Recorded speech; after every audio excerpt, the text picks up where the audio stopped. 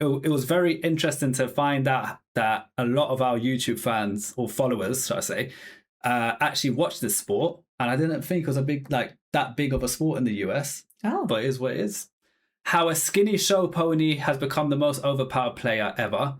Before we get into the video, make sure you smash the subscribe and follow button and hype up this video. Let's go. So listen to this clip. Bono, who's the best player in the world ever? For me, the best player in the world ever, Diego Maradona. Me.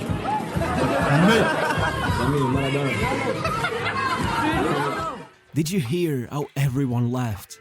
Yeah, now it seems dumb, but I'm willing to bet that if you were there... One of the GOATs, Cristiano Ronaldo. If you don't know who Cristiano Ronaldo is, despite not even watching football, it's like not knowing who Messi is. It's like madness. Not only is he a GOAT of football, he has an amazing heart as well. He does so much charity work. So much charity. Yeah. W Ronaldo. That day, you would have laughed too. For the longest time, to even insinuate that Ronaldo could go on to become a contender for the greatest of all time seemed like complete sacrilege. The kind of transformation he went through was something never before seen in the sport. It was abrupt, brutal, and at times... That's crazy. 9 months apart. Oh, 1 year, 9 months. I was about to say 9 months is mad. Even 1 year, 9 months, that's a lot of development. But I thought that was 9 months. I was like, bruh, this guy on steroids or something. True was something never before seen in the sport. It was abrupt, brutal, and at times cruel. Sorry to keep pausing, but Manchester United Ronaldo was the GOAT, man. That was like the prime Ronaldo of him, like discovering how good he was and just being this absolute monster. That was the best time to watch football. The other teenage sensation would have crumbled at the first obstacle, but thankfully, it all happened to precisely the one kid who Yes, could Cash, survive it. that's it. I mean, let's be real, for a while there, it did look straight out of a fairy tale. Ronaldo showed up for a friendly against a Man United squad that had been unbeaten all pre-season, and somehow tormented their defense to the point that before the final whistle was even blown, he had Roy Keane telling Sir Alex to sign him before he even leaves the stadium. Yeah. In the blink of an eye, he had become the most expensive teenager in the history of the Premier League. He had been handed the number 7 shirt of George Best, Cantonite David Beckham, and then, the cherry on the cake. Just 4 days after signing his contract, he was thrown to the Wolves, and still played so magnificently that George Best himself said that it was undoubtedly the most exciting debut he'd ever seen. He was such a flashy player, man. I loved it. Called the new George Best, but this is the first time it has been a compliment to me. Then, things got real. Sure, 5 matches later, Ronaldo had Ashley Cole doing the splits. Later, he even dared asking Phil Neville to let him take a free kick and proceeded to score his first ever goal in fantastic fashion. But 4 months later, all he had to his name were 2 goal contributions, and the defenders who once seemed completely hypnotized by his flicks and tricks now had them figured out, getting rougher and rougher, bullying him out of the ball anytime he tried something fancy. So much so that he began diving and flopping around after every contact, quickly becoming one of the most criticized players in the league, as every pundit began calling him a show pony. You know what? He became a bit of a flopper in terms of NBA when it's like some of that flops. Yeah. But it was a situation where he became so hot in the league and everyone knew how good this kid is and his potential that they locked him down. Like, you know how like we watch NBA games and like there's a certain player like Steph Curry will get locked down all game. Yeah. They start doing that on Ronaldo. So it was getting to a point where, and they were playing aggressive against him as well, like hard fouls. So it was getting to a point where it's like, he kind of had to flop to win the ref over and get the decisions, because if he didn't, he's just going to get bullied all game by these guys who are just basically trying to break his legs. Yeah. So it was kind of strategic, but loads of players do it in European football, unfortunately. A selfish player with no end product. His aura had vanished. From there on out, like a mere mortal, Ronaldo kept trying to convince Sir Alex he was worthy of a place in the starting 11. After New Year's, the first few assists started coming in. By the last month of the season, still unable to speak English, he managed to collect his first man of the match. Nice. Above all, with the Premier League title long gone to Arsenal's Invincibles and having already scored or assisted in almost every single round of the FA Cup, Ronaldo showed up in the final, scoring a bullet header and putting in an incredible display that had Sir Alex himself protesting the FA's decision to hand the Man of the Match award to Van Nistelrooy, as the kid had just saved them from going completely trophyless. Carrying on with that momentum, once at the Euros, Ronaldo would keep going, coming in at halftime with Portugal trailing behind in their opening match, quickly scoring to become the second youngest goal scorer in the history of the tournament, then running it back with an assist in the very next game to force his way into the starting 11, and eventually scoring one and assisting another to beat the Netherlands 2-1, taking Portugal to their first ever final, only to against that amazing goalkeeper as well. The goalkeeper, the reason why he paused on his face here, he's a sick keeper. I forgot. I've not watched or played football in about 15 years, so my knowledge ain't even going to be clean you don't watch football at all. Yeah. It's 15 years now. But like when I used to watch, it used to be like these kind of times, so I kind of still know some of the players. Another to beat the Netherlands 2-1, taking Portugal to their first ever final, only to then shockingly lose to Greece. Regardless, even if his performance had been enough to convince Europe there really was a world-class player in there, enough to force his way into the team of the tournament and 12th place in the Ballon d'Or, once the club season restarted, so did the criticism. 27 matches into the year, Ronaldo had a single goal to his name, and even Gary Neville, at times, had defended him, was now putting up the question of whether it was worth it to keep betting on a player who couldn't score, one who could just turn off at times and not even help the team defend.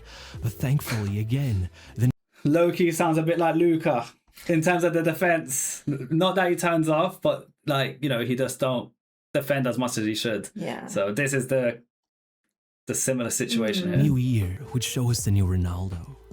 By February, as United stepped into one of the toughest matches of the season, with Roy Keane and Vieira squaring up in the tunnel, Arsenal going in front, and Henry himself trying to intimidate Ronaldo as a home fans booed the 19-year-old, no one thought he'd stand a chance. But then, their fullback slammed them into the advertising boards as objects rained down from the stands, and he snapped.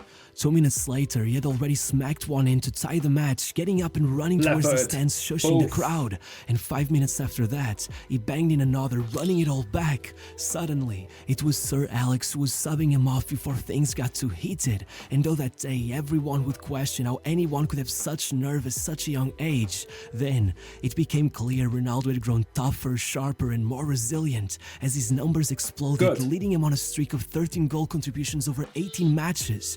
But if that was the first season where he approached world-class status, it was also the first where he went trophyless, as despite easily being the best player on the pitch, despite being involved in 7 goals in the 5 matches that led him there, United would lose out on the FA Cup final, jump-starting the toughest year of Ronaldo's life, as every expectation laid on his name quickly turned to worry once again. Little more than a month. I'm liking the video, but it's the person narrating it sounds very passionate and emotional. I don't know. I was thinking that. Yeah, I was like, why is he talking like that? I don't know. Ronaldo's an amazing player. I love him so much. Yeah, it is what it is. If it works, it works. And after that last match, Ronaldo's father was hospitalized with severe liver and kidney damage, allegedly having struggled with PTSD since his service at the Portuguese colonial wars and having succumbed to alcoholism as a way to numb the pain. Ronaldo tried everything, even flew him over to London to get him the best medical care money could buy, but it didn't work. By September, his father had passed away, and that completely changed him. Having spent most of the summer locked in the gym away from the cameras, once he stepped back into training, as physio Mike Fallon would say, that year, he came back a totally different animal. He came back a man. This is like the video we watched, like the players who play crazy after losing someone. So Ronaldo kind of had this, but he had it for the whole season, not for one game, which is mad. Body shape was different, his facial features had changed. We just said, wow, he's ready. But really, whereas his body looked more prepared than ever this time, very shredded. It was his mind that was completely gone. After 2 weeks of mourning, he made it back to camp, and instantly it was clear he had this rage in him that wasn't there before. He went into every challenge desperate to prove he was the best, but every time he ended up overdoing it, losing possession and costing United game after game. In fact, they'd win only 3 out of the first 10 matches following his comeback, with Ronaldo himself struggling to get a single goal. He was obviously emotionally unstable, and quickly things started getting out of hand. That very same month, he'd have gigs visibly gesturing towards them, telling Sir Alex to bring him off the pitch. Weeks later, he was being brought in by the police over some seriously worrying accusations. By December, he'd be getting... accusation. That's pretty peak. Rated by Ferguson, who quite literally yelled in his face, "Who the hell do you think you are?" after Ronaldo repeatedly hogged the ball in an away match against Benfica, trying to impress the Portuguese crowd only to fail massively, get subbed off, and end up suspended for giving the crowd the middle finger. By the turn of the year, he'd be getting sent off in the middle of the Manchester derby after completely losing his goal. I remember and 3 that. days later, Bad tackle, man. finally blew up, with Van Nistelrooy having enough, stopping in the middle of a practice match to yell at Ronaldo to just cross the ball already, getting into a shouting match and telling him to go crying to his daddy. As you may imagine, the moment Ronaldo heard sad. those words, he charged at him ready to go at it, and all hell broke loose. Van Nistelrooy would eventually He should have said apologize, that. claiming that he was referring to second coach Carlos Queiroz and not actually his dad. But with the media catching wind of the situation, the narrative had been set. Ronaldo had been averaging an horrendous 246 minutes per goal contribution for 5 months now. To everyone's eyes, he had lost it. Even Gary Neville admitted it was to the point I questioned if he had ever had it in him to become a top player. And yet, this still wasn't his lowest point. Quite a lot of players, like, they had that question of, is he ever going to be as good as we hope? And then they just end up being this, like, top player. Yeah. Yep. Just got to be patient with them. But it seems like there was a lot of patience with Ronaldo. So he seemed like he was in the right team despite the doubts. Yeah. A bit of They a were hot patient. streak in February was enough to convince some that the player they had once known was back. He scored his first ever knuckleball against Fulham, Nice. then the club's goal of the season a week later, Got and even left helped footed. United secure their Bam. only trophy with a goal in the final of the League Cup. But then, once the season ended, Sir Alex was forced to make a choice, so he went ahead and sold Van Nistelrooy to Real Madrid, banking on Ronaldo and Rooney to carry the team to glory, which he'd regret almost instantly. You know the story. At the World Cup, 62 minutes into Portugal versus England, Rooney stomps on Carvalho's private parts. Ronaldo rushes towards the referee, demanding him to be sent off. The two end up getting into it, pushing each other around, and as Rooney is given his marching orders, Ronaldo is spotted winking at the bench. And again, the media comes in blasting, tarnishing Ronaldo's name no matter how many times he insisted he was only winking as a way to tell the bench he had heard their orders to move further up the pitch. It was pointless. Nothing sold more newspapers than another headline declaring him as public enemy number 1. By the end of the World Cup, even FIFA themselves had been led to believe that story was true, going as far as snubbing him out of the Young Player of the Tournament award, giving it to Podolski instead, while claiming Ronaldo lacked the fair play necessary to be worthy of such a prize. Though, as you may imagine, it would be much harder than that to keep his hands away from some silver. Upon returning to Manchester, Ronaldo did consider quitting. In fact, he made it public that he thought he should get out, that he wanted to play in Spain. But Sir What? Imagine if he quit. Ronaldo would never exist There will today. not be a Ronaldo. Yeah. And Ronaldo inspired so many youth and young players to play a certain way. Yeah. And he came from, the slums of Portugal. Came from nothing. He came from nothing. So, like, he was an inspiration story. Yeah. Alex would simply not let him. He told him that what was happening to him had already happened to his predecessor, that they too had tried to kill off David Beckham after his red card at the 1998 World Cup, and that if Beckham had I remember survived that. that, so could Cristiano, because in his own words, "You're one of the bravest I've ever known. Walking away just isn't like you." In fact, so much was his confidence that he'd succeed. He'd bet him £400 that he could hit 15 league goals that year, even though he had never hit double digits, even though the record for a midfielder had just been established by Frank Lampard at 16. Bruh, Frank Lampard. I supported Chelsea growing up because my dad was a Chelsea fan. Frank Lampard, Chelsea, these times was 10-10. I remember Frank Lampard. 10-10, watch, like 10-10 football, man. He Yeah. was so sick. Him and Gerrard for Liverpool was solid as well. So it was time to get started. No matter if the boos kept echoing throughout the stadium, right on the first match, Ronaldo and Rooney would combine to shut down the rumors and demolish Fulham 5-1. Oh, good, Then, good win. nearly a year after the Benfica incident, Ronaldo would go back to Lisbon and drop a man-of-the-match performance, assisting their only goal and completing 14 dribbles, the second highest tally in the history of the Champions League. Then, in October, he joined the national team to score one of the greatest goals of his career, Beautiful. only to get Oof. wrongfully denied yet again. And by November, December, that kind of thing would be done. One rocket of a free kick against Portsmouth and a half volley against Everton to be named the league's best player of the month. And when they thought it just couldn't get better, 7 goals and 2 assists over 6 matches in December, becoming only the 3rd ever to win back-to-back Player of the Month awards. By the first match of February, he was already on 23 goal contributions for the season, and to the great distaste of Sir Alex Ferguson, on 15 league goals. It was only a matter of time until he broke Lampard's record, but before that, being yet to score a goal in the Champions League after 5 years in the competition, Ronaldo had to destroy the rumors that he was a big game bottler, opening his tally with 2 goals against Roma, then another against the AC Milan of Maldini and That's hard to do because, as we know with the NBA reactions we're doing, there's some players who are just great. I think Melo was one of them who was a great player. But when it came to the big playoff games, they call it bottling it. Like, he was a bottler to some degree. It's hard to perform in the big games, especially with the pressure. You know, you're up against the best of the best. It's not as easy as like a normal league game. But Ronaldo clearly was able to perform as well here. And though, unfortunately, a Kaká masterclass would have him get knocked out of the competition regardless. Back home, with United risking their place at the top of the league, falling behind 2-0 against Everton, with about 30 minutes left in the game and 3 matches left in the season, Sir Alex would call Ronaldo up from the bench like he was releasing the Kraken. And by the end, he had flipped the result into a 4-2, scoring the very next game as well to make United Premier League champions. After starting the year as the country's problem child, Ronaldo had managed to bring his tally up to 37 goal contributions, taking every award imaginable, even becoming the youngest since the 70s to win Player of the Year. But even if he had already won over everyone, that was nothing compared to what was about to come.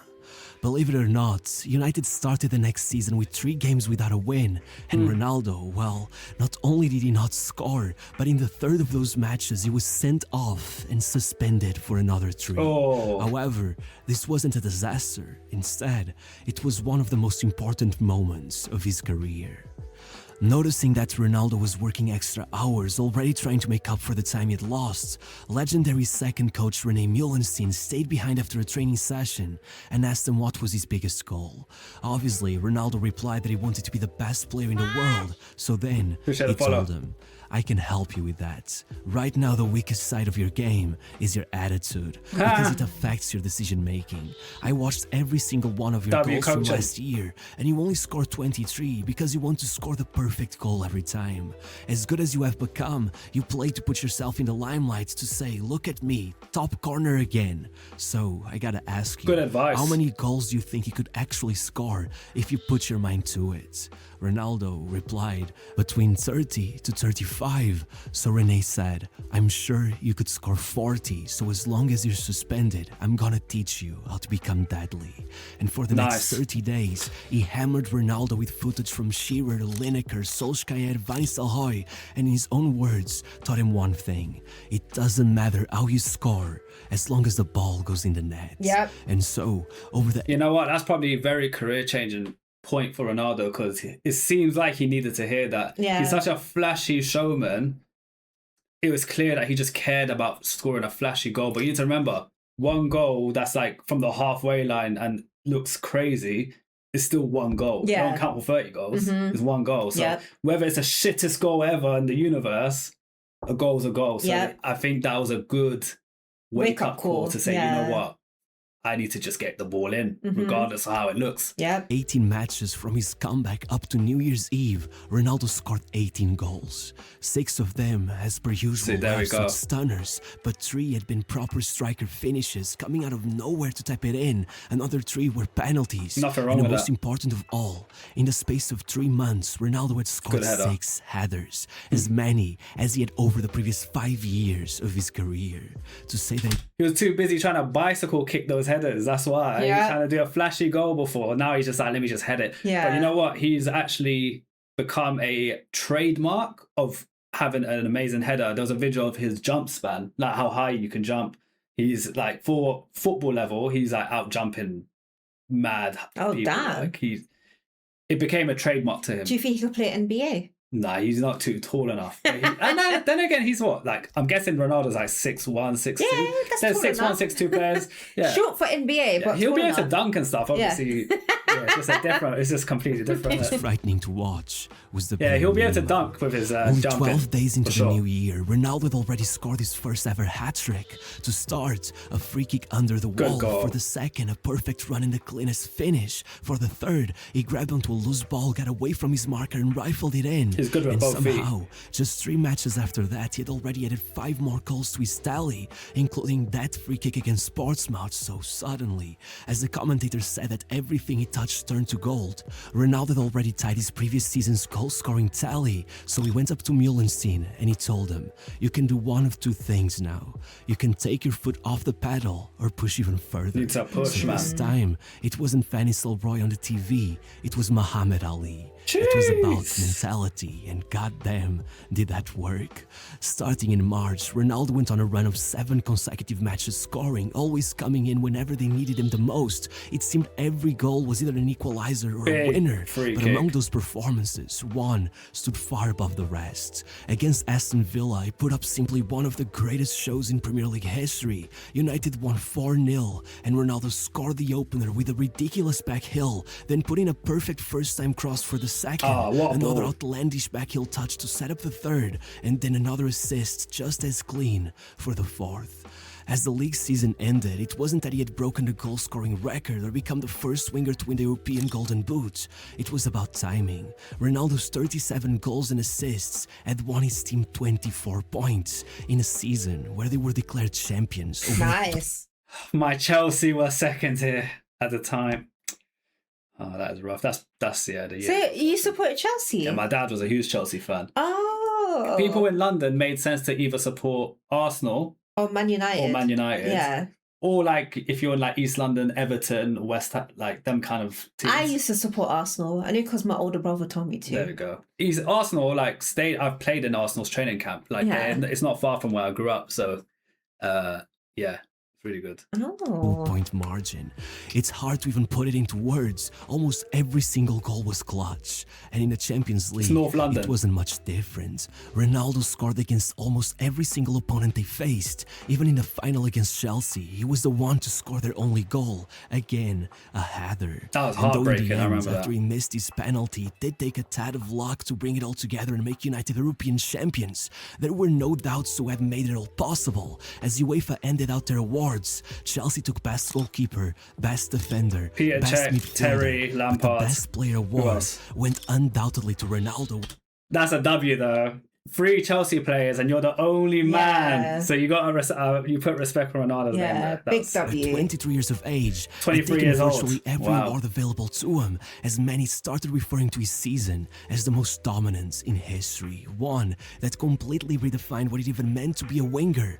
And 6 months later, following a massive transfer saga, his second European Championship, a surgery to his ankle, and a victorious run at the Club World Cup, Ronaldo finally reached his goal, being voted by 77 out of 96 journalists as the best player in the world.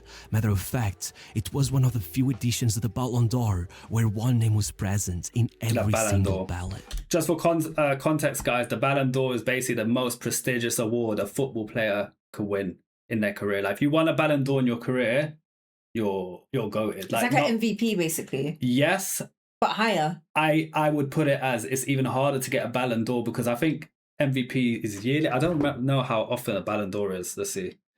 How often is Ballon d'Or? Okay, it's annual as well, every year. Yeah, I guess you could say it's an MVP. They mark it as higher, but I guess based on that, it's basically a yearly award. Okay. So yeah. Ronaldo was great. undeniable, and by the end of that final season, he had made United Premier League champions for the 3rd time in a row. He had led them on the longest unbeaten Champions League run of all time, all the way to a second final, scoring 2 of the greatest goals in history on his way W there. Ronaldo. And even though they did lose, only a few weeks later, he had become the most expensive player of all time as he moved on to the next chapter of his career, one that somehow made all of what I just said Real Madrid. Then that's where I believe he moved to Real Madrid.